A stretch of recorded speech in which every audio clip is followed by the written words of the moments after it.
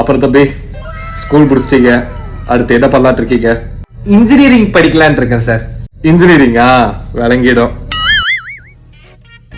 இன்ஜினியரிங்னாவே நம்ம பந்தா engineering college தான். தமிழ்நாட்டிலேயே நம்பர் 1 இன்ஜினியரிங் காலேஜ் நம்ம பந்தா இன்ஜினியரிங் காலேஜ்.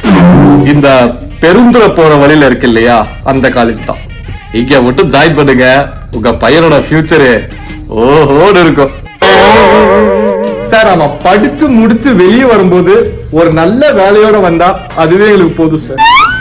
என்ன பெருசா வேலை, அவனை மட்டும் எங்க பந்தா இன்ஜினியரிங் காலேஜ்ல ஜாயின் பண்ணுங்க. அவன் காலேஜ் முடிச்சு வெளியே வரப்போ மாசம் 1 லட்சம் ரூபாய் சம்பாதிக்கிறான், அதுக்கு நாங்க கேரண்டி. ரொம்ப சந்தோஷம் சார், ரொம்ப சந்தோஷம். என்ன எது சொன்னாலும் நம்புறாங்க சார். எனக்கு ஸ்போர்ட்ஸ்ல கிரிக்கெட்ல கொஞ்சம் இன்ட்ரெஸ்ட் சார். உங்க காலேஜ்ல ஸ்போர்ட்ஸ்க்கெல்லாம் எப்படி சார்? என்ன தம்பி இப்படி கேட்டீங்க?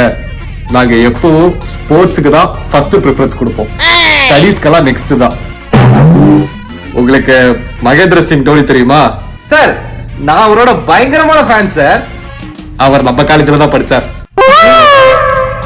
சார் அவரு ராஞ்சி பீகார் தானே சார் அவரு? ஐயோ கண்டுபிடிச்சிட்டானே. அது கரஸ்ல ஒரு டிகிரி மட்டும் நம்ம காலேஜ்ல பண்ணார், அத சொன்னேன். Okay sir, okay sir.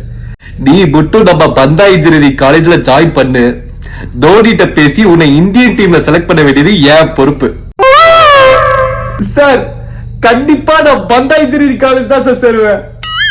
அவ்வளவுதான், ஆடு விழுந்துருச்சு. என்ன பாக்குறீங்க? முதலாவது நான் அந்த காலேஜோட ஸ்டாஃபே கிடையாது. ஒரு சீட்டுக்கு 25,000 ரூபாய் கொடுக்கறாங்க. ஒரு 25,000 ரூபாய்க்காக ஒரு 25 பொய் சொல்லினா கூட எப்படி? இந்த மாதிரி பொய்யெல்லாம் நம்பி காலேஜ் சேர்த்துட்டு இப்ப ஏன்டா இந்த காலேஜ் சேர்த்தோட யார் யாரெல்லாம் ஃபீல் பண்ணிட்டு இருக்கீங்க கமெண்ட்ல சொல்லுங்க. நானுமே இந்த மாதிரி பொய்யெல்லாம் நம்பி ஏமாந்தவன் தான் ப்ரோ.